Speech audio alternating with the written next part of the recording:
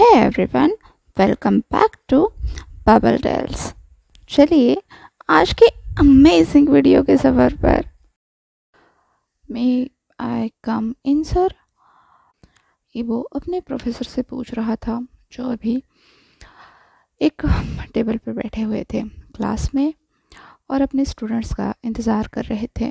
वैसे तो टाइम 8 का बताया था, लेकिन अभी 8:30 होने को आए थे, पर एक भी स्टूडेंट नहीं दिख रहा था।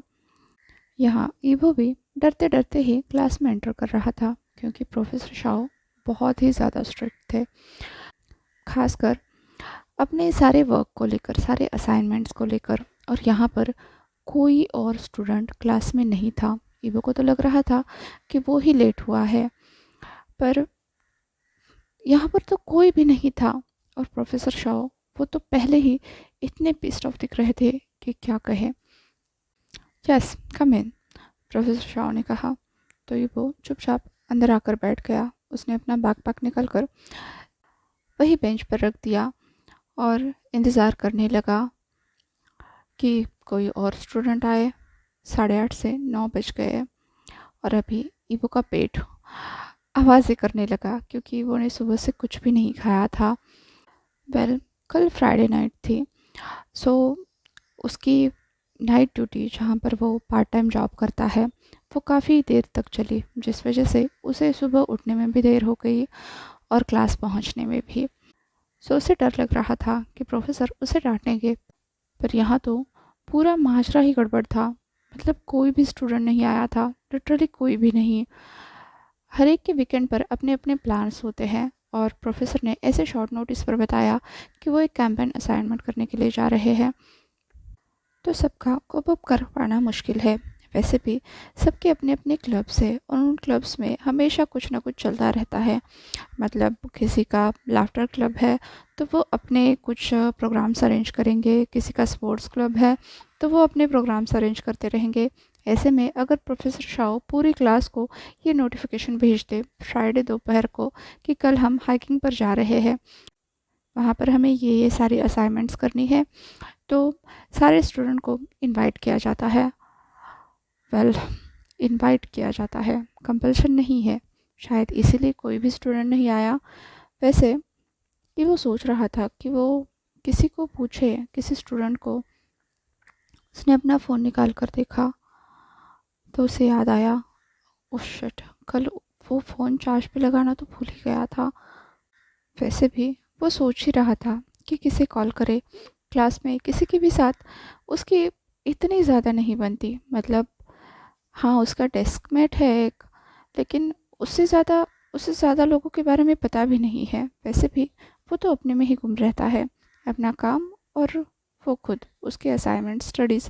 इससे ज़्यादा ईवो को किसी और से कोई लेना देना नहीं है।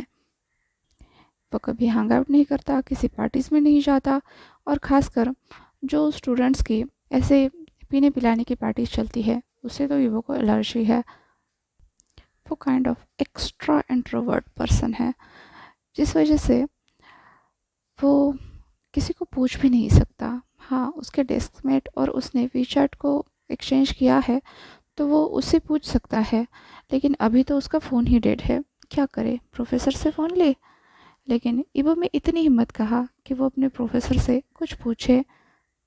वैसे भी प्रोफेसर शाओ यहाँ नए नए ज्वाइन हुए हैं, उनकी ज़्यादातर स्टूडेंट से बनती भी नहीं है। वैसे क्लास की सारी लड़कियाँ उनके हैंडसमनेस के पीछे पागल है, लेकिन प्रोफेसर शाह बस हल्की सी मुस्कुराहट के सिवा किसी को कुछ नहीं देते। वो बहुत ही ज़्यादा स्ट्रिक्ट है। जब भी कोई उनके असाइनमेंट्स कंप्लीट नहीं करता, वो बहुत ज़्यादा गुस्सा होते हैं। इसलिए ईवो कभी भी उनके असाइनमेंट्स नहीं डालता। मतलब वो सबके गुड बुक्स में रहना चाहता है, इसलिए सबके काम करता रहता है। जो भी असाइनमेंट्स उसे दिए गए हैं वो उन्हें कंप्लीट करता रहता है, जब तक कि मना करने का वैलिड रीज़न ना हो।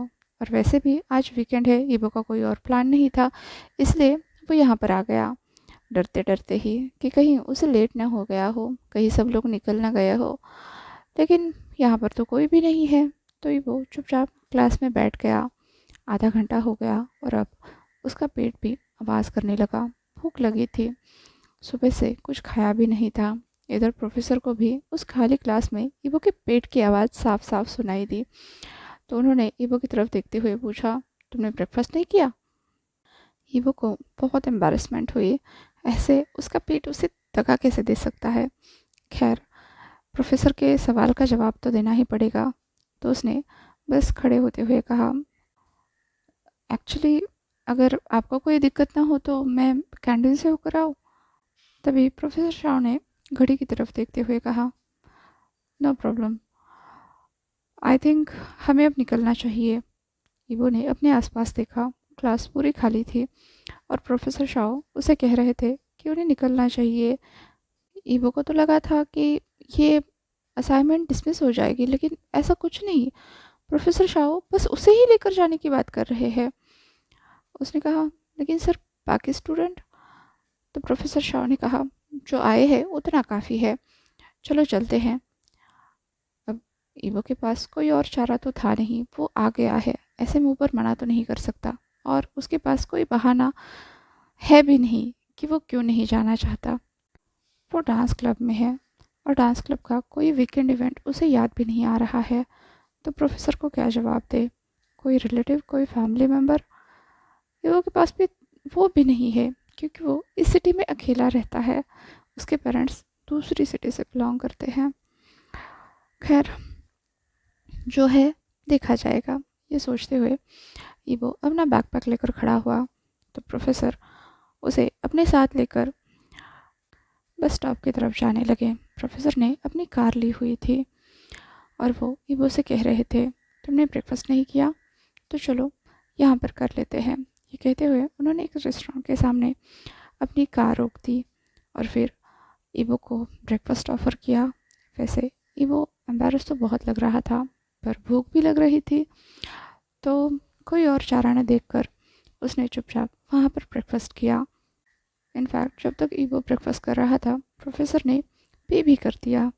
ये चीज़ भी ईवो को काफ़ी एम्बैरेसिंग लग रही थी, पर खैर, अगर वो हाइकिंग पर जा ही रहे हैं, मतलब जो कैंपिंग असाइनमेंट है वहाँ पर जा ही रहे हैं, तो ठीक है। वो चुपचाप आकर प्रोफेसर की कार में बैठ गया।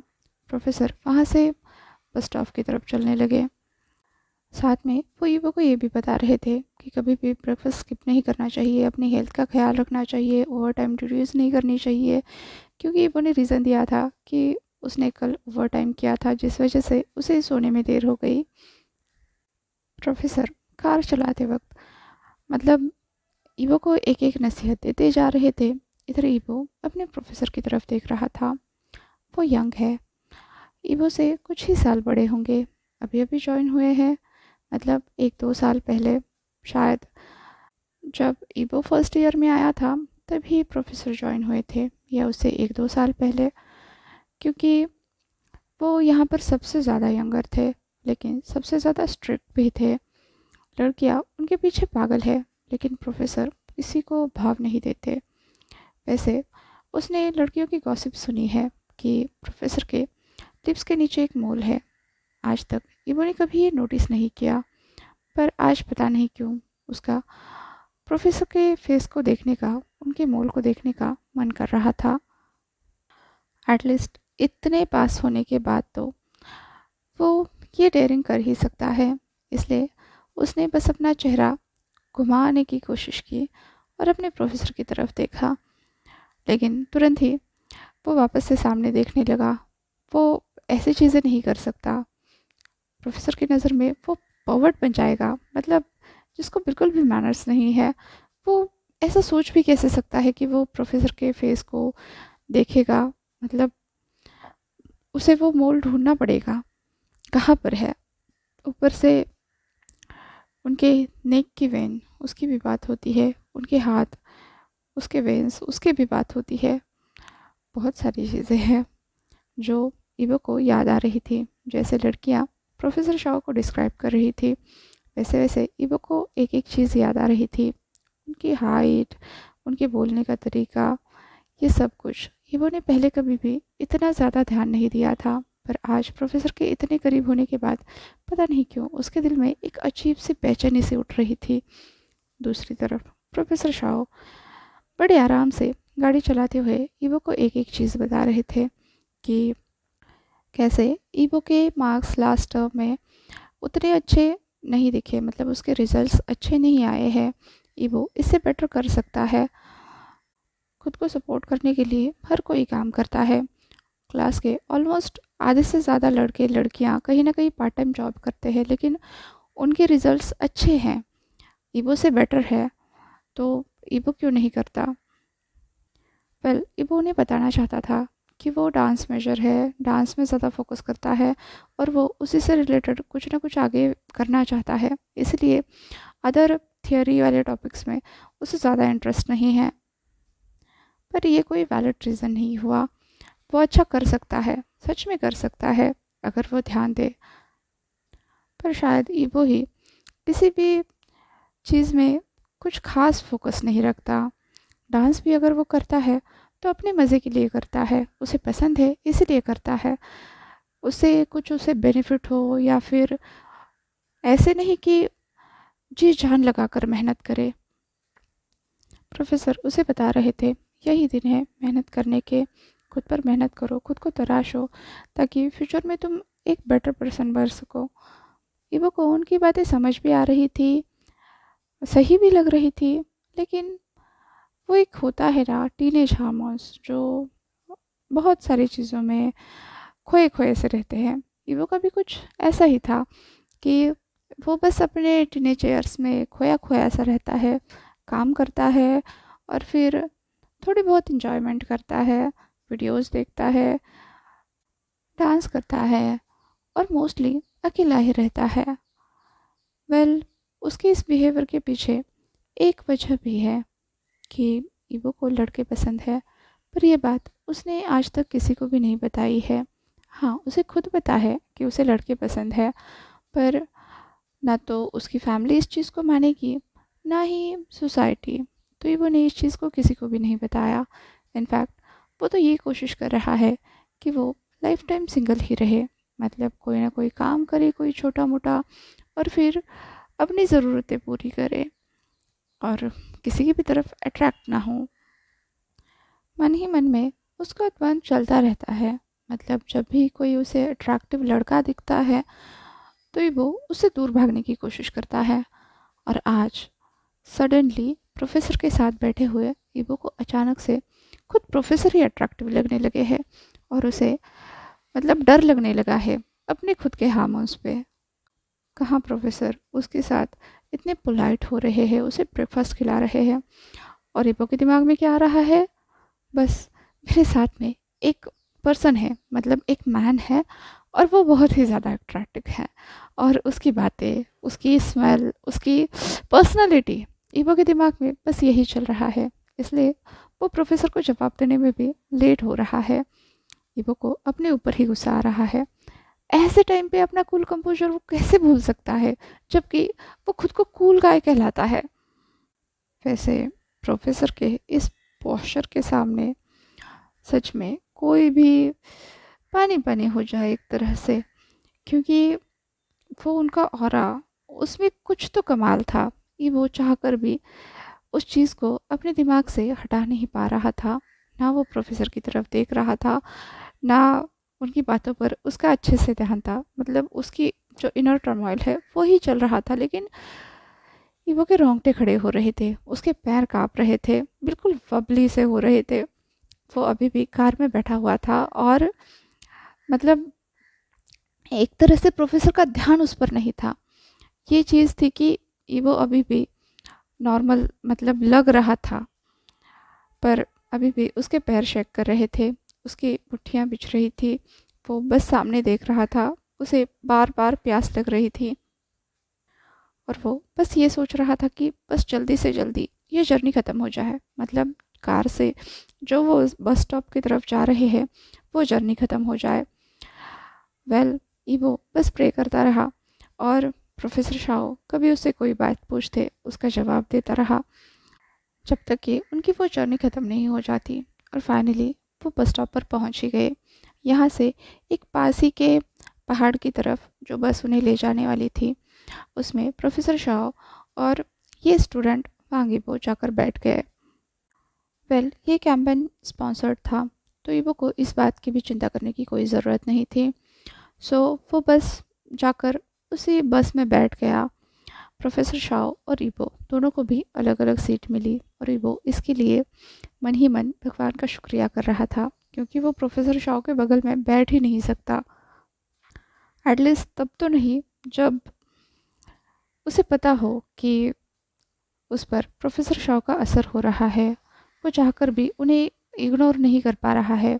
जैसे यूजुअली वो सब लड़कों से भागता है, मतलब जो भी उसे थोड़ा बहुत अट्रैक्टिव लगता है और वो ये सोचता है कि इसके साथ कुछ हो सकता है, वो उन सभी लड़कों से बस भागता रहता है। और अभी यहाँ पर वो अपने प्रोफेसर को देख रहा है। वो कुछ 2-3 सीट पीछे है प्रोफेसर शाओ के। प्रोफेसर शाओ अपने बगल में बैठी लेडी से कुछ गपशप कर रहे हैं, कभी मुस्कुरा रहे हैं, कभी बाहर देख रहे हैं, और वो एकटक उन्हें ही घूरा जा रहा है। मतलब उसे इतना थर्स्ट ट्रैप पहले कभी भी महसूस नहीं हुआ था। जिस तरह से प्रोफेसर शाह के बाल उनके माथे पर आते हैं, जिस तरह से वो मुस्कुराते हैं, जिस तरह से वो बातें करते हैं, उनके दांतों से लेकर उनकी चिन तक, उनकी नेक तक, वो सब कुछ बस देखे जा रहा था, घूरे जा रहा था। क्यों, उसे खुद भी पता नहीं, पर उसके पेट में तितलियां सी उड़ रही थी, एक हीट पूल बन रहा था। क्यों, शायद शायद उसे प्रोफेसर शाओ अट्रैक्टिव लग रहे हैं, लेकिन उन दोनों का कहाँ कुछ हो सकता है। एक तो ये कॉलेज के पॉलिसीज़ के खिलाफ है, कोई टीचर और स्टूडेंट अफेयर नहीं कर सकते, और ईवो के उसूलों के खिलाफ भी है। मतलब वो तो लाइफ टाइम सिंगल रहना चाहता है ना, फिर वो किसी के लिए ऐसी फीलिंग्स कहाँ से ला सकता है। नहीं, उसे खुद पर कंट्रोल करना पड़ेगा, उसे इधर उधर देखना पड़ेगा। ईवो ने एक पल में लेफ्ट साइड की तरफ देखा, अगले ही पल राइट साइड की तरफ देखा, जैसे वो चेक कर रहा हो कि कोई आसपास है या नहीं, और फिर से वो अपने आप ही प्रोफेसर शाओ की तरफ देखने लगा। और फिर से उसके डे ड्रीम्स शुरू हो गए। मतलब उसे उस वक्त पूरी बस जैसे अलग सी महसूस हो रही थी, जैसे वो हवा में चल रहा हो, बस उससे कुछ दूरी पर प्रोफेसर शाह उड़ रहे हो और वो बस उनके पीछे पीछे चल रहा हो। आखिरकार उससे रहा नहीं गया और उसने आंखें बंद कर ली, और उसी वक्त प्रोफेसर शाह ने मुड़कर ईवो की तरफ देखा तो उन्होंने पाया ईवो तो सो रहा है। तो वो मुस्कुराकर वापस से सामने की तरफ देखने लगे। खैर, कुछ 3-4 घंटों में उनकी जर्नी ख़त्म हो गई और वो उस विलेज में पहुंच गए जहां पर उन्हें हाइकिंग करनी थी। दोपहर हो रही थी और प्रोफेसर को अभी भूख लगी थी। उन्होंने ईवो से पूछा, सो क्या हम यहाँ पर लंच कर ले? ईवो ने कहा, और फिर वो अपने पैंट के पॉकेट में हाथ डालकर बस प्रोफेसर की तरफ देखने लगा। प्रोफेसर ने भी वहाँ पर एक छोटा सा होटल ढूंढ लिया और वहाँ पर दोनों ने लंच कर लिया और फिर आगे बढ़ने लगे। ईवो ने पहली बार इतनी ऊंची पहाड़ी देखी थी। वहाँ पर जाने का रास्ता तो था, तो वो दोनों आगे चलने लगे। कुछ देर तक चलने के बाद प्रोफेसर रुक गए, तो ईवो भी रुक गया। प्रोफेसर ने कहा, तुम जानते हो ना हम यहाँ पर क्यों आए हैं? ईवो ने कहा, हाँ, हम एक रेयर स्पीसीज को ढूंढने आए हैं जो एक्सटेंड होने के कगार पर है। बिल्कुल सही, प्रोफेसर शाह कहने लगे। वो लगभग इसी इलाके में पाई जाती है और हो सके तो हमें उसे ढूंढना है, उसके कुछ पिक्चर्स निकालने हैं और फिर हम वापस चले जाएंगे। ईवो ने कहा। अब वो दोनों वापस से आगे चलने लगे। कुछ 1-2 घंटे तक वो चलते रहे, जिसके बाद दोनों भी काफ़ी हद तक थक चुके थे। प्रोफेसर ने कहा, क्यों ना हम यहीं पर इंतज़ार कर ले, हम यहीं पर रह लेते हैं। ईवो ने कहा। तो फिर वो दोनों वहाँ पर टेंट लगाने लग गए। ईवो ने प्रोफेसर की हेल्प की और दोनों ने 2 टेंट बनाए। प्रोफेसर शाओ लकड़ियाँ इकट्ठा करने लगे। दूसरी तरफ ईबो पास ही के झरने में से थोड़ा सा पानी लेकर आया। फिर दोनों ने मिलकर वहाँ पर खाना बनाया, कुछ फ्रूट्स, कुछ बीफ और इंस्टेंट नूडल्स। यहाँ तक कि प्रोफेसर कॉफ़ी वगैरह भी लेकर आए थे। खाना बनाने के बाद दोनों ने एक साथ खाने को एंजॉय किया और फिर वहीं पर बैठ गए। तभी वो आसमान में खुले स्टार्स को देखने लगा। प्रोफेसर बॉनफायर में लकड़ियाँ सेट करते हुए और आग को सुलगा रहे थे। उनका ध्यान ही नहीं था ईबो की तरफ। ईबो इधर आसमान की तरफ देख रहा था और फिर उसने अपना हाथ उठाया उन स्टार्स को, जैसे वो काउंट करना चाहता हो या छूना चाहता हो। अचानक से प्रोफेसर का ध्यान ईबो की तरफ गया और उन्होंने पूछा, क्या कर रहे हो? ईबो ने कहा, वो ग्रैंडमा है और वो ग्रैंडपा। अब तो प्रोफेसर चौंक गए और फिर वहाँ पर आग सुलगाकर वो ईबो के पास आकर बैठ गए। ईबो अभी भी अपने ही ख्यालों में था। प्रोफेसर ने कहा, ये अल्फा सेंचुरी है। ईबो ने तुरंत मुंह बनाकर प्रोफेसर की तरफ देखते हुए कहा, नहीं, वो ग्रैंडमा है, वो सबसे ब्राइट है। इस बात पर प्रोफेसर हंस दिए और ईबो ने पहली बार प्रोफेसर को इतने खुलकर हंसते हुए देखा और फिर देखता ही रह गया। तभी प्रोफेसर ने कहा, ये सब मिथ है, कोई मरने के बाद स्टार नहीं बनता। ईबो ने कहा, आपसे किसी ने पूछा है क्या? मतलब इस वक्त वो सच में बहुत गुस्से में था, क्योंकि प्रोफेसर पूरे रास्ते उसे कोई ना कोई टेक्निकल बातें बताते आ रहे थे, ऐसी बातें बताते आ रहे थे कि जो ईबो को पढ़ा रहे हो। ईबो यहाँ पढ़ने के लिए आया है, लेकिन क्या वो कुछ भी अलग नहीं कर सकता? मतलब सच में वो एक वैकेशन की तरह देख रहा था इस चीज़ को, और उसके प्रोफेसर है कि बस उसका दिमाग खाए जा रहे थे। तो उसने बस उन स्टार की तरफ देखते हुए कहा, वो ग्रैंडमा है और वो ग्रैंडपा है, बस बात ख़त्म। अब तो प्रोफेसर इस बात पर हंस दिए और फिर वो एक और स्टार की तरफ देखते हुए बोले, और वो कौन है? तो ईबो ने अपने किसी और रिलेटिव का नाम लिया। फिर प्रोफेसर ने एक और स्टार की तरफ दिखाया तो ईबो ने किसी और का नाम लिया। फिर तो उनका ये गेम चलता ही रहा, क्योंकि एक तरफ शाहजहां भी जिद पर अड़ गया था। वो सोच रहा था कि ईबो के फैमिली में, रिलेटिव्स में ऐसे कितने लोग होंगे जो गुजर गए होंगे और ईबो उनके नाम लेगा। ये सोचते हुए वो हर एक स्टार की तरफ दिखाते हुए ईबो से पूछने लगा कि वो कौन है, और ईबो वैसे वैसे अपने जानने वालों के नाम बताने लगा जो लोग भी गुजर गए थे। फिर धीरे धीरे उनकी बातें कुछ फेमस लोगों की तरफ आकर रुक गई, जो पुराने एक्टर्स थे या फिर फेमस लोग थे। ऐसे एक एक करके वो सबके नाम लेने लगा। पहले तो जान को डाउट हुआ कि ये नाम तो उसने भी सुन रखे हैं। फिर धीरे धीरे उसे समझ आया कि वो सच में फेमस लोगों के नाम ले रहा है। तो वो ईबो के इस हरकत पर हंस दिया। तो ईबो भी शिकी लिजान की तरफ देखकर हंसने लगा और फिर दोनों भी एक पिट ऑफ लाफ्टर में खो गए।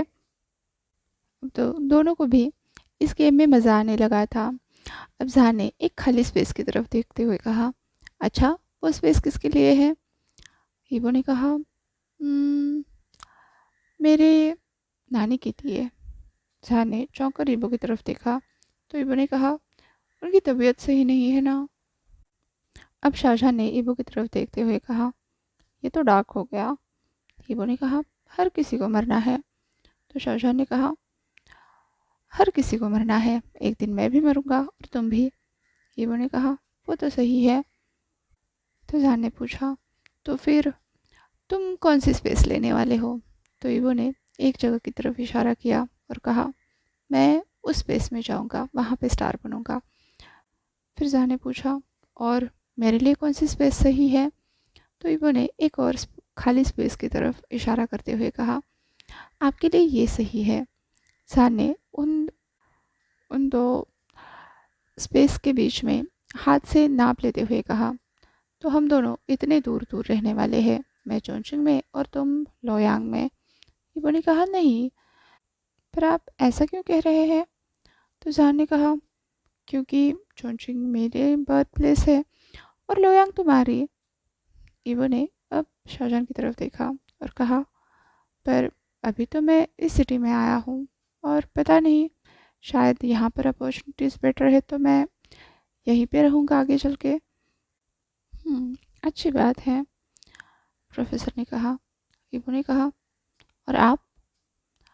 इस पर शाहजहां ने कहा, मैं तो यहीं रहूँगा, यहाँ पर जॉब ले लिया है तो मैं यहीं पे कंटिन्यू करूँगा।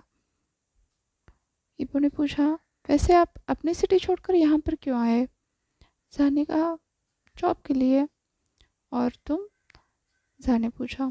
ईबो ने कहा, मैं भी, मेरा इस कॉलेज में एडमिशन हो गया, इसलिए मैं यहाँ पर आ गया। जहां ने कहा, अच्छी बात है, कम से कम हम मिले तो सही। अच्छा चलो, अब सोते हैं। जहां ने ईबो के पीठ पर हल्के से चपेट लगाई और फिर उठकर अपने टेंट में चला गया। इधर ईबो जहान को जाते हुए देख रहा था। देख क्या रहा था, वो तो स्टेयर कर रहा था। जिस तरह से जहान चल रहा था, जिस तरह से उठते वक्त, चलते वक्त उसकी बॉडी मूव कर रही थी, ईबो लिटरली जहान को घूर रहा था। और जब जहान टेंट में जाकर मुड़कर ईबो की तरफ देखने लगा, तब जाकर कहीं ईबो का आई कांटेक्ट टूट गया और फिर वो दूसरी तरफ देखने लगा। तो जहान ने कहा, चलो जाओ भी, जल्दी जाकर अपने टेंट में सो जाओ। अब ना चाहते हुए भी ईबो उठ गया और अपने टेंट में चला गया। वहाँ जाकर भी उसे आराम नहीं मिल रहा था। बार बार प्रोफेसर का वो हंसता हुआ चेहरा और वो फिगर उसके दिमाग में घूम रहे थे। मतलब बातों के ज़रिए वो खुद को डिस्ट्रैक्ट करना चाहता था, लेकिन प्रोफेसर, मतलब उनकी महक, वो सब ईबो को धीरे धीरे एक नशा सा चढ़ा रही थी। ईबो करवटें बदल रहा था, पर थोड़ा भी सो नहीं पा रहा था। उसकी जल्दी सोने की आदत कब की छूट गई थी। अब धीरे धीरे उसका दिमाग थोड़ा सा वाइल्ड होने लगा। मतलब वो डे ड्रीम करने लगा, मन ही मन अपने प्रोफेसर के बारे में सोचने लगा और इस चीज़ का असर उसके बॉडी पर भी होने लगा कि वो अब परेशान हो गया, क्योंकि यहाँ पर वो कुछ ऐसी वैसी चीज़ नहीं कर सकता, खुद को प्लीज़ भी नहीं कर सकता।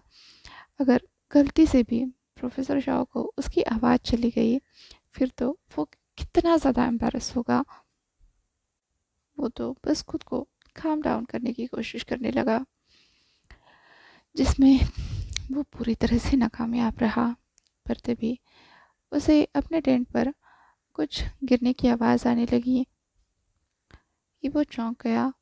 तभी उसे प्रोफेसर की भी आवाज़ आई, ईबो, ईबो सो रहे हो क्या? उठो, बर्फ़ गिर रही है, हमें जल्दी कोई और ठिकाना ढूंढना पड़ेगा। ईबो भी तुरंत उठ गया और इस सब भागम भाग में उसकी प्रॉब्लम भी अपने आप ही सॉल्व हो गई। वेल, उन्होंने टेंट को जैसे तैसे इकट्ठा किया और फिर वहाँ से वो किसी सेफ जगह पर जाने की कोशिश करने लगे।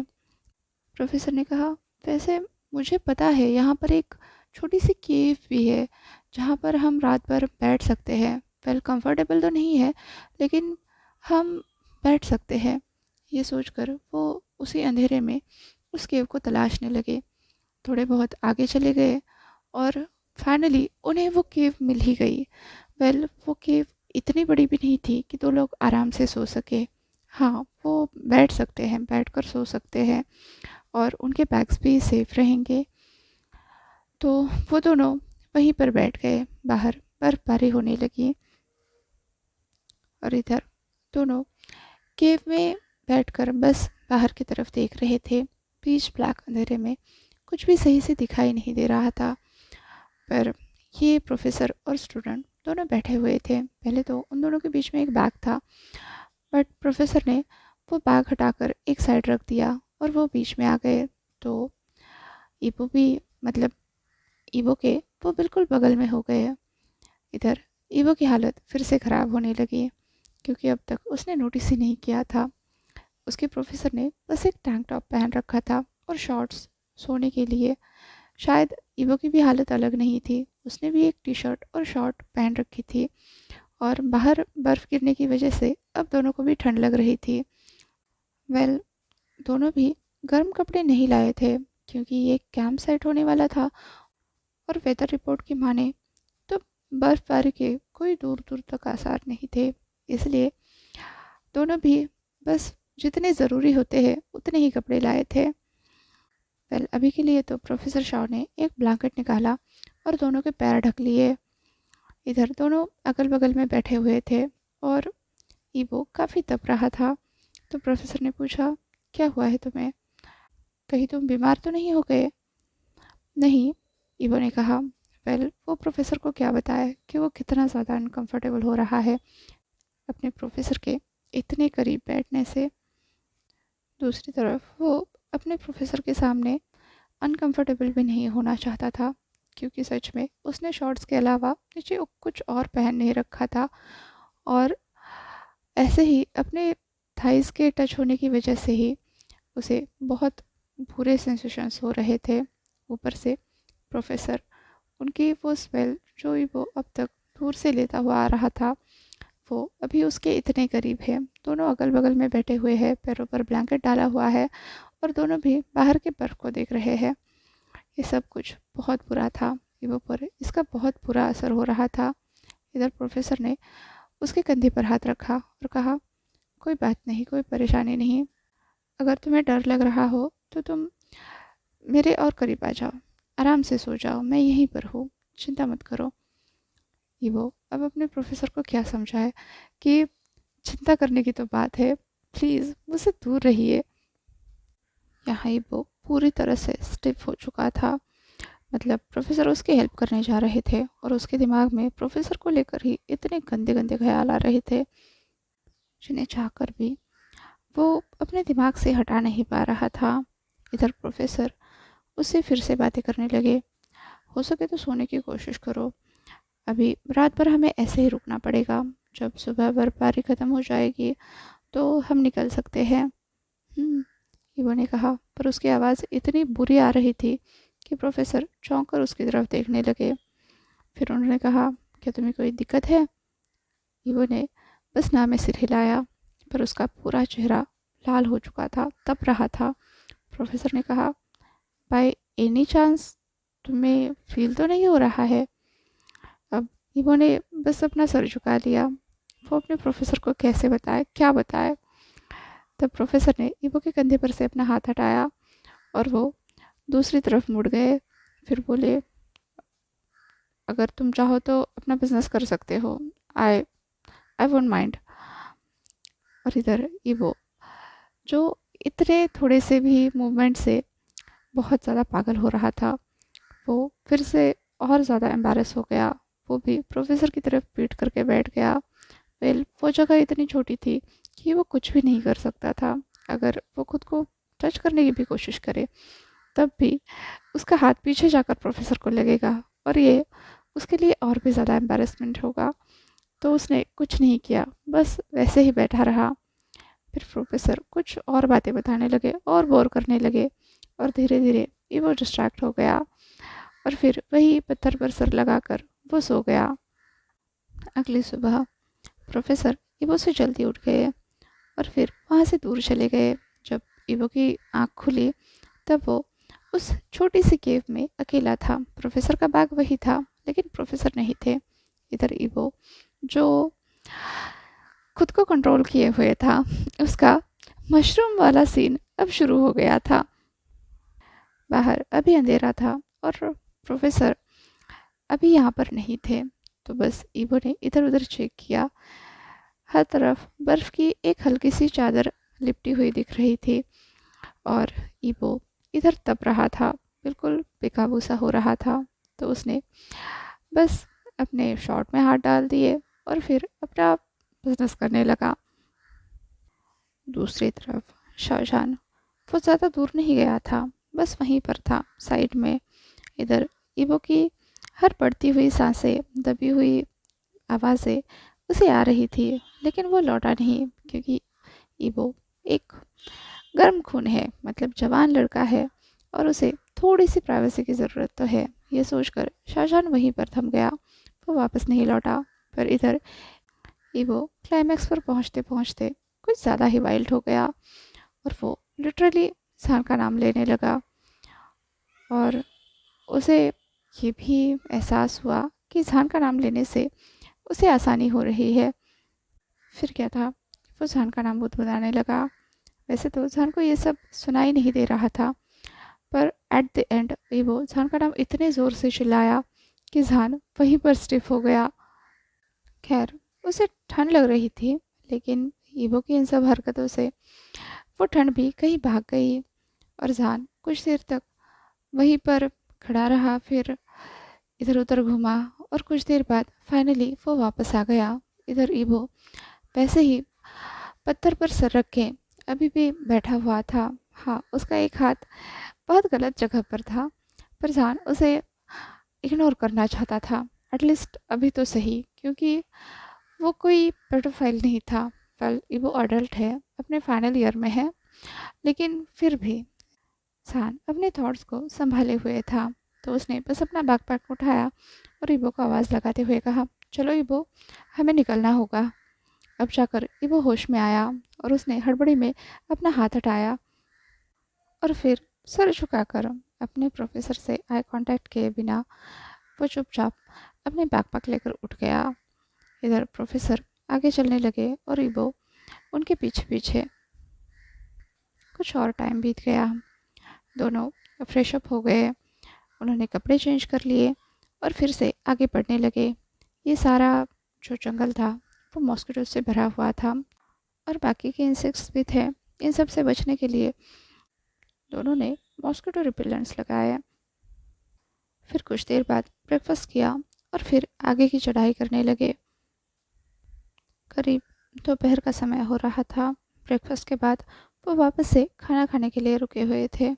इधर इबो के दिमाग में पूरा समय शाहजहान की ही बॉडी फ्लेक्स करते हुए उसे दिखाई दे रही थी। इससे ज़्यादा उसके दिमाग में कुछ भी नहीं आ रहा था। जो उसके प्रोफेसर कह रहे थे इबो बस फॉलो करता जा रहा था। दोपहर को उन्होंने लंच किया और शाम ढलते ढलते दोनों भी एक बिल्कुल खड़े वॉल जैसे पहाड़ के पास आ चुके थे। शाहजहान ने कहा, हमें इसके ऊपर चढ़ना पड़ेगा। इबो ने उस पहाड़ी की तरफ देखा और कहा, ठीक है। शाहजहान चौंक कर इबो की तरफ देखने लगा। उसने कहा, तुम्हें डर नहीं है? इबो ने बस उस पहाड़ी की तरफ वापस से देखते हुए कहा, नहीं। फिर क्या था, दोनों अब उस खड़ी सतह पर चढ़ाई करने लगे। कुछ 1 डेढ़ घंटे की चढ़ाई करने के बाद दोनों ने कुछ देर तक रेस्ट किया और फिर से आगे बढ़ने लगे। वेल, दोपहर ढलने को आई थी। शाहजहां ने कहा, आई थिंक हमें यहीं पर रात भर रुकना पड़ेगा। यहाँ? ईवो ने पूछा। शाहजहां ने कहा, हाँ, हम वाइल्ड में ऐसे खुले में नहीं रुक सकते। या तो हम किसी पेड़ के सहारे रुक सकते हैं या फिर टेंट बनाकर, लेकिन इतने ऊपर आकर हम टेंट बनाकर भी नहीं रुक सकते। ये पूरा वाइल्ड है, बेटर होगा हम यहीं पर रुक जाए। ठीक है, ईवो ने कहा। और फिर वो दोनों वहाँ पर अपने लिए सोने के लिए जगह बनाने लगे। कुछ 1 डेढ़ घंटे बाद दोनों भी वापस अपने अपने उस हैंगिंग बेड पर सेटल्ड थे। वेल, दोनों ने हैंगिंग बेड साइड साइड में बनाए तो थे, लेकिन अगर कोई भी एक सही से सोने की कोशिश करेगा तो उसके लिए उसका अपना हैंगिंग बेड काफ़ी नहीं रहेगा। तो दोनों ने पैरेलली बेड शिफ्ट करते हुए सोने के लिए अरेंजमेंट किए। अब फिर दोनों बैठ गए। ना तो वो पहाड़ के ऊपर थे, ना ही नीचे। यहाँ पर करने के लिए और कुछ नहीं था, और मोबाइल में नेटवर्क भी नहीं था, ना शाहजहां के ना ईवो के। तो दोनों बस वहीं से नीचे के नज़ारे को देखने लगे। वहाँ पर काफ़ी सारे पेड़ थे, बहुत सारे पक्षी थे, जानवर थे। ईवो बस उन्हें देखे जा रहा था। शाम ढलने को आई थी और सामने सनसेट दिख रहा था, बहुत ही ब्यूटीफुल। ईवो ने कहा, ये सब कितना अच्छा है। शाहजहां ने कहा, अच्छा?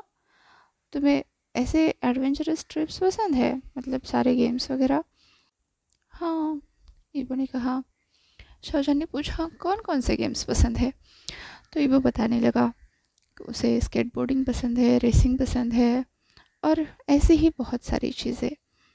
वैसे आपको क्या पसंद है? ईवो ने पूछा। तो शाहजहां उसे बताने लगा कि उसे पेंटिंग पसंद है, ग्राफिक्स पसंद है और सारी आर्टिस्टिक चीज़ें। ईवो ने कहा फिर आप ऐसे एडवेंचर ट्रिप पर क्यों आए हो? तो शाहजहां ने कहा क्योंकि ये एक एक्टिविटी है जो मुझे करनी ही थी। वैसे भी मैं पहाड़ी इलाके से हूँ, तो मेरे यहाँ पर तो ऐसी चीज़ें होती ही रहती है। वेल, तुम्हारा क्या सीन है? जहाँ ने पूछा। तो ईवो ने अपने बारे में बताया कि उसकी मॉम भी एक टीचर है, डैड गवर्नमेंट एम्प्लॉय है और बस वो एक मिडिल क्लास फैमिली से बिलोंग करता है। यहाँ पर पढ़ाई के सिलसिले में आया है, डांस में इंटरेस्ट है और अदर स्पोर्ट्स एक्टिविटीज़ में भी उसे काफ़ी इंटरेस्ट है। जहाँ ने पूछा तो तुम लाइफ में आगे क्या करना चाहते हो? ईवो ने कहा कुछ नहीं, बस ऐसे ही कुछ रेसिंग वगैरह करना चाहता हूँ, मैं अपने लिए बाइक लेना चाहता हूँ। वेल, मैंने कुछ ज़्यादा सोचा नहीं है, ईवो ने कहा। जहाँ ने कहा प्लानिंग ज़रूरी होती है, हमें पता होना चाहिए कि लाइफ में आगे हमें क्या करना है। ईवो ने पूछा आपने कब सोच लिया था कि आपको प्रोफेसर बनना है? तो जहाँ ने कहा यही कुछ 3 साल पहले। ईवो ने कहा तब तक आपकी एजुकेशन कंप्लीट हो चुकी थी? जहाँ ने कहा काइंड ऑफ। ईवो ने कहा तो तब तक आपको भी पता नहीं था कि आप फ्यूचर में क्या करोगे? अब जहान की बात उस पर भी पलट गई थी, तो वो बस चुप रहा और सामने देखने लगा। ईवो को अपनी विक्ट्री पर काफ़ी मज़ा आया। फिर उसने कहा तो आपने फ्यूचर के बारे में क्या सोचा है, मतलब वाइफ और बच्चे?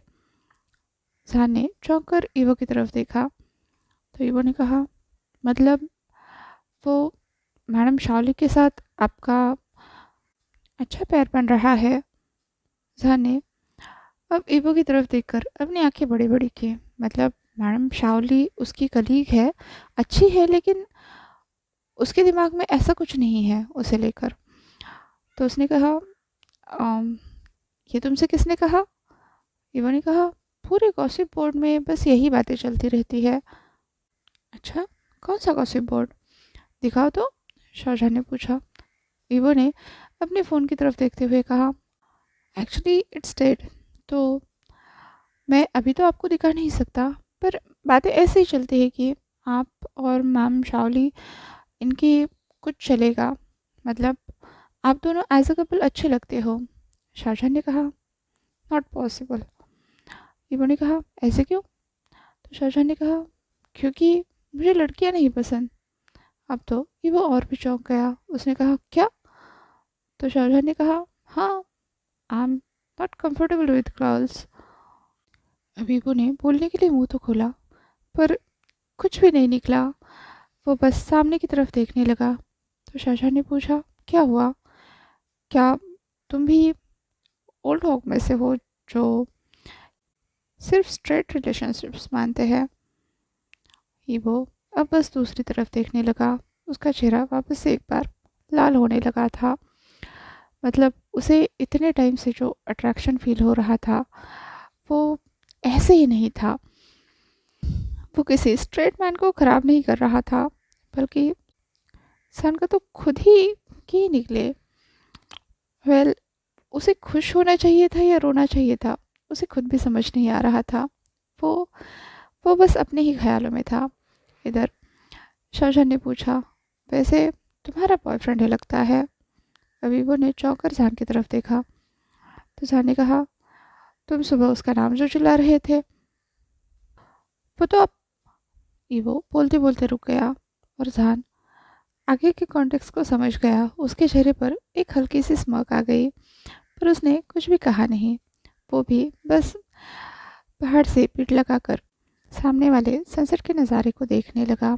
दोनों भी एक दूसरे से कुछ भी नहीं कह रहे थे। दोनों को भी पता था कि दोनों एक दूसरे की तरफ अट्रैक्टेड है और अभी यहाँ पूरे वाइल्ड में कन्फेशन भी कर सकते हैं। दोनों को फीलिंग्स भी है, पर शायद दोनों भी इतनी जल्दी रेडी नहीं है किसी एक प्रॉपर रिलेशनशिप में जाने के लिए। पहले तो बहुत सारी चीज़ें करनी होंगी, डेटिंग होगी, कोडिंग होगी, और तब कहीं जाकर वो दोनों बॉयफ्रेंड्स बन सकते हैं। वो भी अगर दोनों को सेम इंटरेस्ट रहा तो, वरना तो ये चीज़ें अभी ब्रेक हो सकती है। वेल वेल अभी दोनों एक दूसरे को देख भी नहीं रहे थे, अपने अपने दुनिया में मगन होने की कोशिश कर रहे थे, पर जाकर भी इस चीज़ को भुला नहीं पा रहे थे कि दोनों एक दूसरे की तरफ अट्रैक्टेड फील कर रहे हैं। कुछ देर ऐसे ही गुजर गई। फिर डिनर टाइम हुआ तो शाहजहां ने फूड कैंस निकाले। एक कैन ईवो को पकड़ा दिया और एक अपने हाथ में ले लिया। फिर दोनों चुपचाप अपना खाना खाकर वहीं पर बैठ गए। वहाँ पर लेटने की हिम्मत दोनों की भी नहीं हो रही थी, क्योंकि पहले तो दोनों ने प्लान किया था कि एक तरफ शाहजहां सर करेगा और दूसरी तरफ पैर करेगा, और जिस तरफ शाहजहां के पैर होंगे उस तरफ ईवो सर करेगा, और शाहजहां के फेस की तरफ उसके पैर होंगे। दोनों में थोड़ा सा डिस्टेंस होगा, लेकिन वो आराम से सो जाएंगे। बट अभी दोनों की भी हिम्मत नहीं हो रही थी एक दूसरे की तरफ देखने की, और ना ही लेटने की। पर फिर थकान उनके इन सब थॉट्स पर भारी हो गई और ईवो धीरे धीरे आंखें बंद करने लगा। तो शाहजहां ने उसे ठीक से सोने के लिए कहा, तो ईवो वहीं पर अपने पेट में पैर लिए कुछ आड़े टेढ़े सो गया। तो जान ने कहा, ईवो सही से सो जाओ, वेट बैलेंस करना ज़रूरी है। अब ईवो ने जान की बात मानते हुए सही से सोने की कोशिश की। दूसरी तरफ जान भी लेट गया। दोनों भी एक दूसरे से बिल्कुल बात नहीं कर रहे थे। वो जिस काम के लिए यहाँ आए थे उस चीज़ के भी बारे में बात नहीं कर रहे थे। दोनों ना तो यहाँ पर करवट बदल सकते थे, ना ही कुछ और कर सकते थे। एक दूसरे का टच अवॉइड करने की बहुत ज़्यादा कोशिश कर रहे थे। खैर ऐसे ही काफ़ी देर तक दोनों चुपचाप लेटे रहे और फिर सो गए। दूसरी सुबह जब उनकी आंखें खुली तो पता चला दोनों के सारे लम्स इंटैंगल्ड है। मतलब हाथ पैर कहीं कहीं कहीं कहीं गए हुए हैं, पता नहीं कहाँ कहाँ। दोनों भी एक दूसरे को बड़ी मुश्किल से खोलते हुए, छुड़ाते हुए आज़ाद हो गए, फ्री हो गए, और फिर अपने अपने बेड पर बैठ गए। शाहजहां ने कहा, अब हमें आगे का सफ़र शुरू करना चाहिए। ये वो बस नोट कर उठा और दोनों भी आगे बढ़ने लगे। फाइनली उस डेस्टिनेशन पर पहुंचे जहां पर उन्हें जाना था, जहां पर वो रेयर स्पीसीज उन्हें ढूंढने थे। वो उन्हें मिली, उन्होंने काफ़ी सारे फ़ोटोज़ खींचे। पर उस हेजहॉग की जगह शाहजहां का ध्यान काफ़ी हद तक ईवो पर ही था। मतलब वो ईवो से इंसिस्ट कर रहा था कि वो उस हेजहॉग को अपने हाथ में ले ले और फिर उनके बच्चों को ले ले, देखे उनके उस नेस्ट को, नेस्ट नुमा जगह को वो देखे। हर फ्रेम में ईवो का आना ज़रूरी था। वेल कुछ तस्वीरें ईवो ने भी जान की खींच ली और फिर वो वापसी के सफ़र पर चल दिए।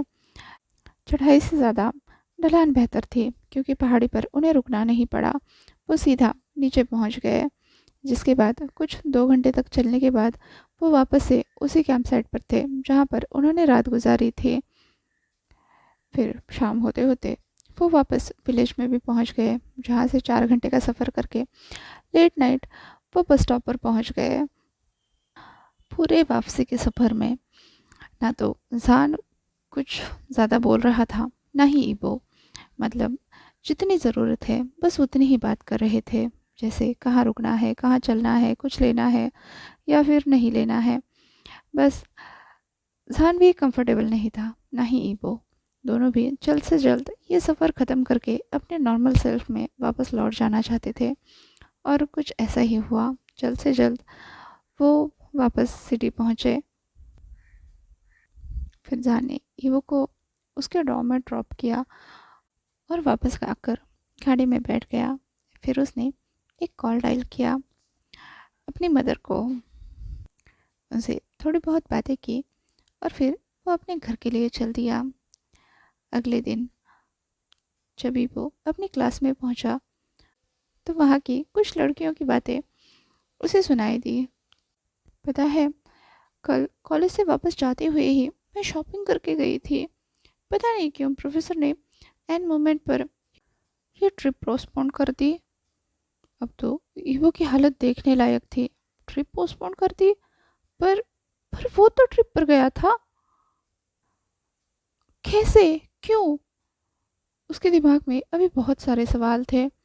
उसने अपना फ़ोन खोलकर देखा, वो ग्रुप देखा जहाँ पर मैसेजेस आए हुए थे।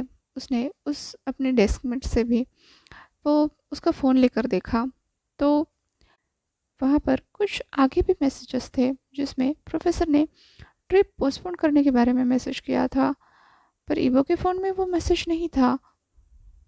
अब तो ईवो को और भी ज़्यादा डाउट होने लगा। इधर उसकी क्लास शुरू होने वाली थी। हालांकि वो प्रोफेसर शाओ की नहीं थी, पर ईवो को अपने सभी सवालों के जवाब अभी के अभी जानने थे।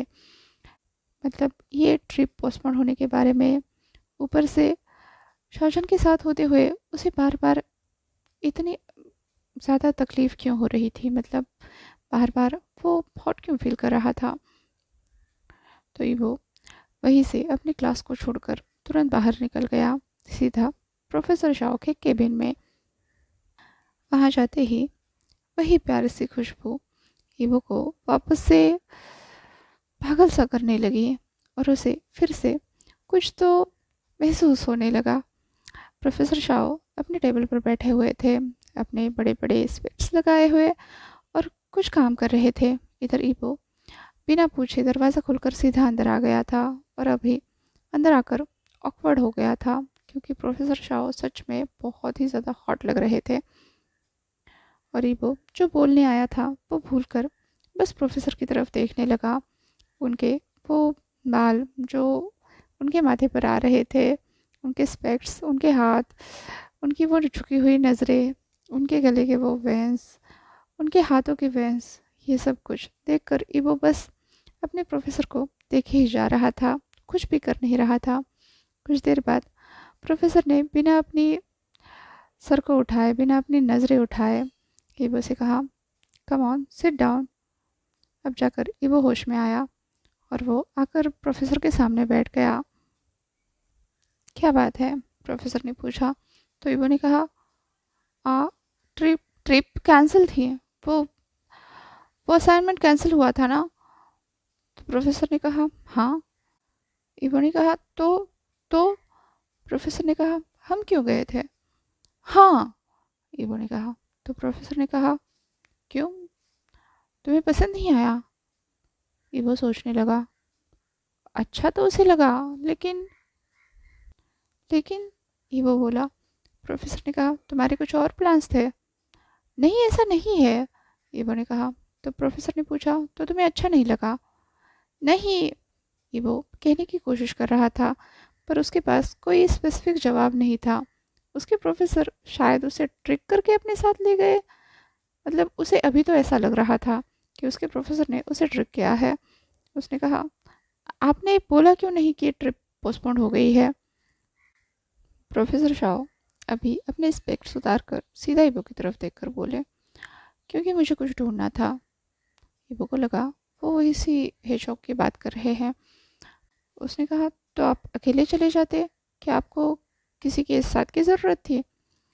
प्रोफेसर ने कहा, हाँ। ईवो ने कहा, तो फिर आप मुझे सीधे सीधे बता सकते थे, ऐसे मुझे बिना बताए ले जाने की क्या ज़रूरत थी? प्रोफेसर ने कहा, शायद तुमने मैसेज सही से नहीं पढ़ा। जो आना चाहे तो आ सकता है, अगर नहीं आना चाहे तो कैंसिल भी कर सकता है। मैंने कुछ ऐसा मैसेज किया था, और जो एक्चुअल ट्रिप होने वाली थी वो पोस्टपोन हो चुकी है। ईवो अब सोचने लगा, हाँ उसने उस मैसेज को शायद सही से नहीं पढ़ा, बस एक लाइन पढ़ के ही वो यहाँ पर दौड़ा दौड़ा चला आया। अब वो प्रोफेसर के सामने वापस से खुद को शर्मिंदा महसूस करने लगा। प्रोफेसर ने कहा, वैसे उस ट्रिप में मुझे बहुत सारी बातें पता चली। ईवो अब शॉक होकर अपने प्रोफेसर की तरफ देखने लगा। मतलब उसके प्रोफेसर कहीं कुछ परवर्ट बात तो नहीं कर रहे, ऐसा वो सोच रहा था। पर शाहजहां की तरफ से ऐसा कुछ भी नहीं आया। अब वहाँ पर रहकर कुछ आर्ग्यू करने का कोई मतलब तो था नहीं। बस वो एक वीकेंड एडवेंचर के लिए चला गया अपने प्रोफेसर के साथ, इससे ज़्यादा क्या ही था। ना तो उसके प्रोफेसर ने उसका फ़ायदा उठाने की कोशिश की, ना ही कुछ अलग हुआ, कुछ गलत हुआ। ठीक है, कोई बात नहीं, उसे बस ऐसा लग रहा था कि उसे ट्रिक किया गया है, पर इस बात के लिए वो अपने प्रोफेसर को सू तो नहीं कर सकता। तो बस वो चुपचाप वहाँ से चलता बना। और इधर उसके जाने के बाद प्रोफेसर शाओ हल्के से स्मोक कर गए। स्पाइसी, बस इतना बोले। बट बदकिस्मती से वो सारी चीज़ें ईवो के कान में पड़ी। तो वो वापस मुड़कर शाहजहां के पास आ गया और बोला, क्या था ये? शाहजहां ने कहा, क्या? वो अभी अपने चेयर पर पूरी तरह से रिलैक्स होकर लेटा था। मतलब उसे लगा था कि वो तो चला गया है, लेकिन वो तो यहीं पर था। तो शाहजहां फिर से सही से बैठ गया। मतलब जिस तरह से वो ईवो को देख रहा था, वो तो उसकी पर्सनैलिटी थी ही नहीं। खैर, ईवो ने उसे रंगे हाथ पकड़ लिया। तो ईवो ने पूछा, ये क्या था? शाहजहां ने कहा, क्या? वो वापस से नॉर्मल सेल्फ में वापस आ गया था, ठीक से बैठ गया था। ईवो ने चिल्लाते हुए कहा, आपने मुझे ट्रिक किया ना, सच बताइए। तो शाह ने कहा, कहाँ ट्रिक किया? तो ईवो ने कहा, उस ग्रुप में मैं क्यों नहीं हूँ? क्या आपने मुझे हाइड कर दिया है? शाहजहां ने पूछा, तो तुम्हें रिग्रेट हो रहा है कि तुम मेरे साथ क्यों चले गए? ईवो ने कहा, नहीं, ऐसा नहीं है, आपने मुझे ट्रिक किया। और वो मैं क्यों करूँगा भला? शाहजहां ने पूछा। तो ईवो ने कहा, क्या पता, कहीं आप मेरा फ़ायदा तो उठाने की कोशिश नहीं कर रहे थे? पर ये बोलते ही ईवो की खुद की आंखें तुरंत बड़ी बड़ी हो गई, क्योंकि वो क्या बोल गया। और फिर वो खुद को एम्बेरस महसूस करने लगा। उसने आंखें बंद कर ली। इधर शाहजहां जोर से हंस दिया और फिर ईवो शाहजहां की तरफ देखने लगा। तो शाहजहां ने बस अपने फ़ोन में एक कॉल डायल किया और उसे स्पीकर पर लगा लिया। अब तो ईवो क्यूरियस होकर सुनने लगा। तो शाहजहां ने उस फ़ोन पर कॉल करके सामने वाली लेडी ने जो फ़ोन उठाया, उसकी आवाज़ सुनकर ईवो के पैरों तले ज़मीन खिसक गई, क्योंकि वो कोई और नहीं, उसकी खुद की माँ थी। शाहजहां ने कहा, आंट ईफ है? हाँ बेटा, सामने से आवाज़ आई। शाहजहां ने कहा, मुझे आपका प्रपोज़ल पसंद है। अगर आप एक बार अपने बेटे से बात कर ले तो सही रहेगा। ईवो को सामने से चिल्लाने की आवाज़ें आने लगी। मतलब उसकी मदर बहुत ज़्यादा खुश थी। उसके फादर को बता रही थी कि शाहजहां मान गया है। ईवो को कुछ भी समझ नहीं आ रहा था। इधर शाहजहां ने कॉल कट कर लिया, थोड़ी बहुत कैजुअल बातें करके, और फिर वो ईवो की तरफ देखने लगा। इधर ईवो आंखें बड़ी बड़ी करके अपने प्रोफेसर को देखे ही जा रहा था, और उसके प्रोफेसर भी बस ईवो के मुंह खोलने का इंतज़ार कर रहे थे। पर जब ईवो की तरफ से कोई रिस्पांस नहीं आया, तो वो उठ गए और ईवो के साइड वाले चेयर पर जाकर बैठ गए। फिर उन्होंने ईवो की तरफ देखते हुए कहा, एक्चुअली मेरी मॉम और तुम्हारी मॉम कॉलेज फ्रेंड्स है, और दोनों को भी पता चल गया कि हम दोनों भी लड़कों को पसंद करते हैं। तो उन्होंने आपस में ये तय कर लिया कि हम दोनों की शादी करेंगे। ये सब कब हुआ? ईवो ने शौक से उभरते हुए पूछा। तो जान ने बस ईवो को खींचकर अपनी गोद में ले लिया और उसके वेस्ट पर अपना हाथ टाइट करते हुए बोला, हुआ तो काफ़ी टाइम पहले है, बस तुम्हें पता नहीं था। ईवो ने कहा, मुझे सच में सबने धोखा दे दिया। जान ने कहा, तो ये सरप्राइज़ कैसे लगा? बहुत बुरा है, ईवो बोला। जान ने कहा, वेल, बुरा हो या अच्छा, मुझे तुम पसंद हो, तुम्हारा क्या ख्याल है? ईवो ने कहा, आपको मुझे सही से प्रपोज़ करना पड़ेगा। कर लेंगे, जान ने कहा। फिर डेट पे भी ले जाना पड़ेगा। जान ने कहा, वो भी ले जाएंगे।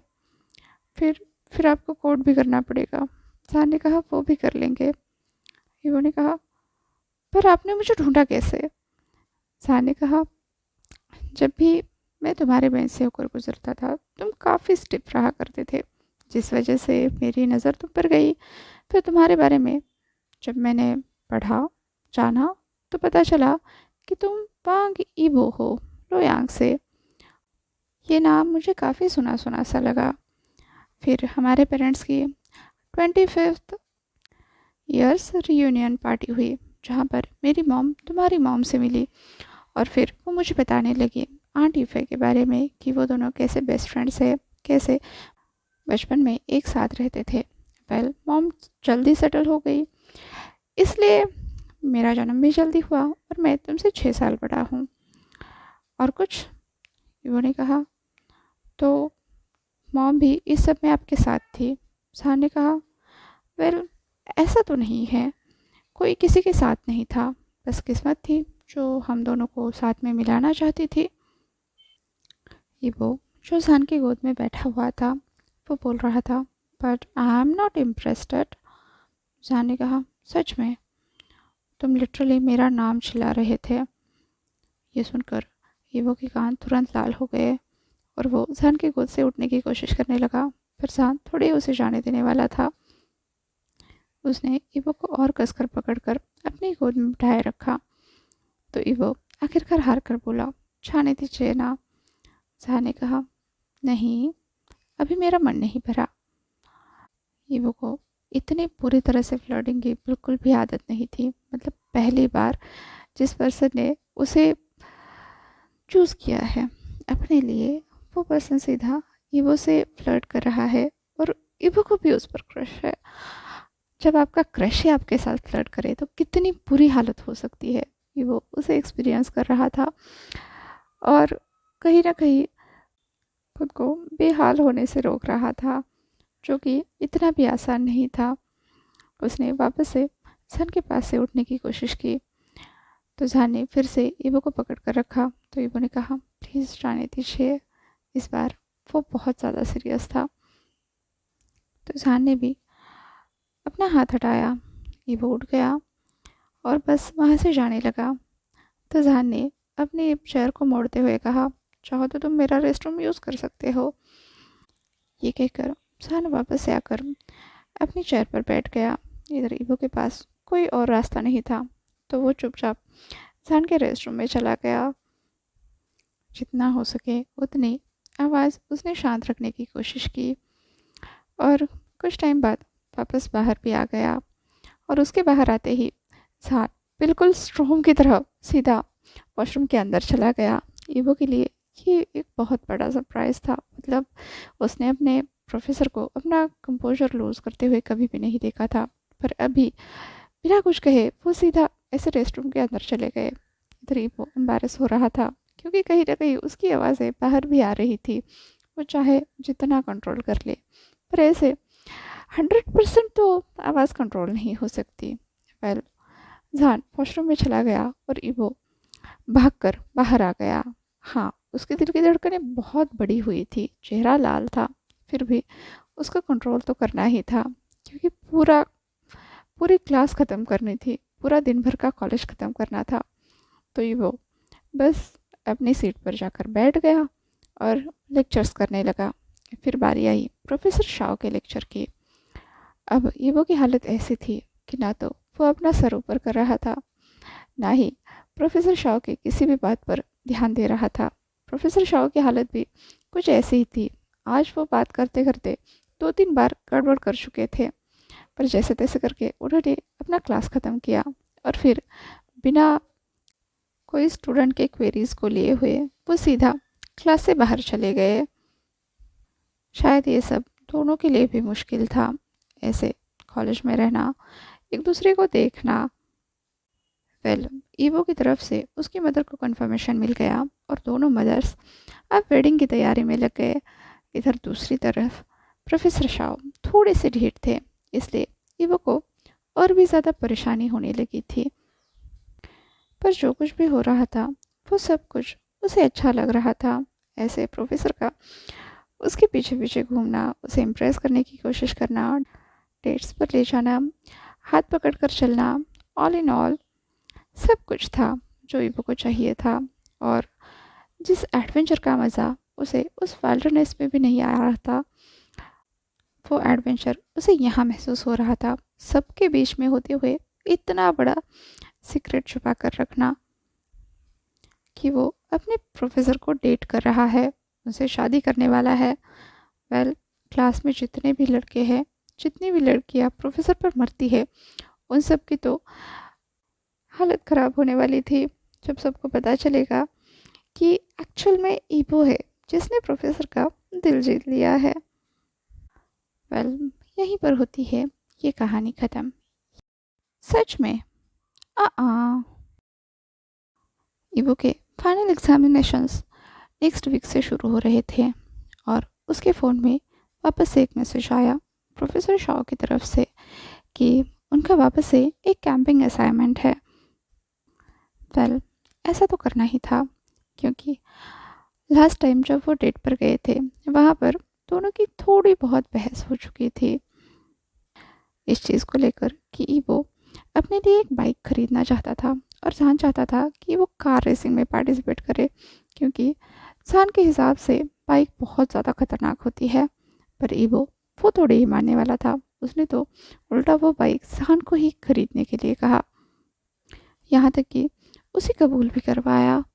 पर इस बात से जान बहुत ज़्यादा चिढ़ गया और उसके चिढ़ने से ईवो भी उसे गुस्सा हो गया और फिर क्या था, दोनों के बीच में बहस हो गई, झगड़ा हो गया और फिर दोनों आपस में बिना बात करते हुए बस मुंह फुलाकर बैठ गए। एक पूरा दिन बीत गया जब दोनों ने एक दूसरे से बिल्कुल बात नहीं की थी और फिर ईवो को रात को मतलब लेट नाइट ये मैसेज मिला कि अगले दिन एक वापस कैंपेन असाइनमेंट है। ईवो समझ गया कि ये सिर्फ और सिर्फ उसके लिए है क्योंकि इस बार उसने एक क्लासमेट से ये जान लिया था कि बाकी किसी को कोई मैसेज नहीं आया है। पर इस बार ईवो ने गिव इन करने का सोचा तो वो तैयार हो गया और फिर बहुत सारी अरेंजमेंट करके मतलब जितना कुछ भी उसने सोचा था वो सारा अरेंजमेंट करके उसने अपना बैग पैक कर लिया। अगली सुबह शार्प 8 बजे ईवो अपनी बिल्डिंग से नीचे उतर रहा था, तभी एक बाइक आकर उसके सामने खड़ी हुई जिस पर कोई और नहीं खुद शाहजहान था। तो फिर क्या था, ईवो ने भी स्मोक किया और वो शाहजहान के पीछे बैठ गया। दोनों वापस से ऐसे ही किसी विलेज में किसी कैंप साइट पर थे, पर इस बार की कैंप साइट बिल्कुल अलग थी क्योंकि दोनों के सेपरेट टेंट्स नहीं थे और सेफ साइड खेल रहे थे दोनों। मतलब बहुत कुछ एडवेंचरस नहीं था, हाँ एडवेंचर्स थे पर उनके अपने अलग ही तरह के एडवेंचर्स हो रहे थे। दोनों के हाथ बिल्कुल भी चुप नहीं बैठ रहे थे और उस पूरे वाइल्डरनेस में बस दोनों की ही आवाज़ें गूंज रही थी। सो फाइनली ये कहानी होती है यहाँ पर ख़त्म। तो इसे ज़्यादा से ज़्यादा प्यार दीजिए, अपने दोस्तों के साथ शेयर कीजिए क्योंकि बबल दी के व्यूज़ कम आ रहे हैं और अभी मुझे व्यूज़ की बहुत ज़्यादा ज़रूरत है। एंड मैं प्रिजनर का सेकंड पार्ट अभी लेकर आ रही हूँ क्योंकि अभी मैं उसी पर काम करने जा रही हूँ। एंड एक और बात, आपको जो भी कहानियाँ चाहिए, जिस जॉनरा में चाहिए, आप मुझे मैसेज करके बता सकते हैं क्योंकि जो मैं अपने मन से लाने की कोशिश करती हूँ उस पर आप ज़्यादा व्यूज़ नहीं देते, तो मुझे किंडा डाउट रहता है कि आपको किस जॉनरा की, किस तरह की कहानियाँ ज़्यादा पसंद है। वेल, मैं कोशिश करूँगी कि मैं बेटर फैंटेसी वर्ल्ड को लेकर, माइथोलॉजी को लेकर एक शान वांग फैन फिक्शन लेकर आऊँ। तो चलिए, अगर आपके पास कोई आइडियाज़ है तो शेयर करना मत भूलिए। Okay, bye bye.